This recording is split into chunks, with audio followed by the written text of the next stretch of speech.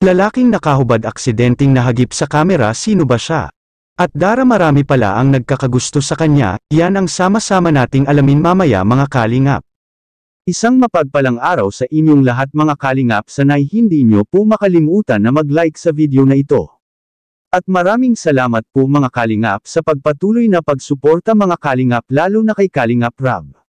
Ang tsanita sa bundok na si Dara, hindi niya lubos akalain na ang dating pangarap lang nila na bahay ay biglang nagkatotoo ito.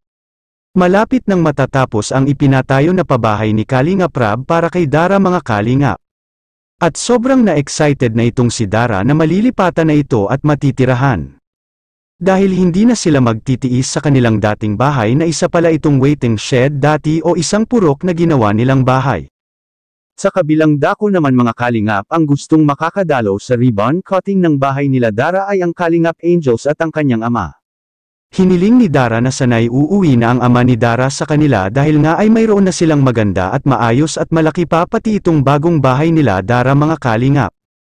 Gusto ni Dara na dadalohan din ng kanyang mga kamag-anakan ang magiging ribbon cutting sa kanilang bahay. Sobrang napakabait din ng batang ito na si Dara mga kalingap. Kaya siya minahal ng mga taga-subaybay ni Kalingap Rab dahil nakikita nila kay Dara ang kabutihang puso at matulungin din sa kanyang mga pamilya.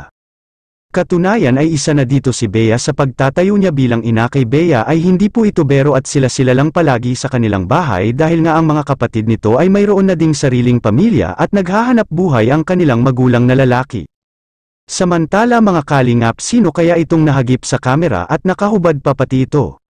Sa pagkakaalam ko po mga kalingap ay mayroon itong kapatid na lalaki si Dara at paminsan-minsan lang ito pupunta sa kanila dahil palagi itong doon sa kabilang barangay kasama ang mga tiyahin-tsohin ni Dara.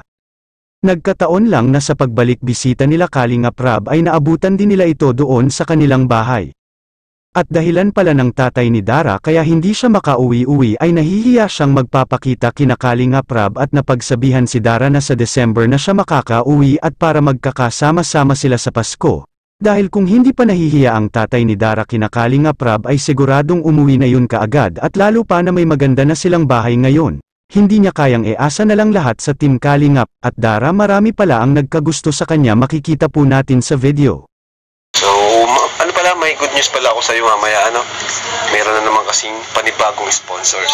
Grabe, hindi na ubusan ng sponsor si Dara. Siguro nakita nila kay Dara talaga yung pagiging isang mabuting anak.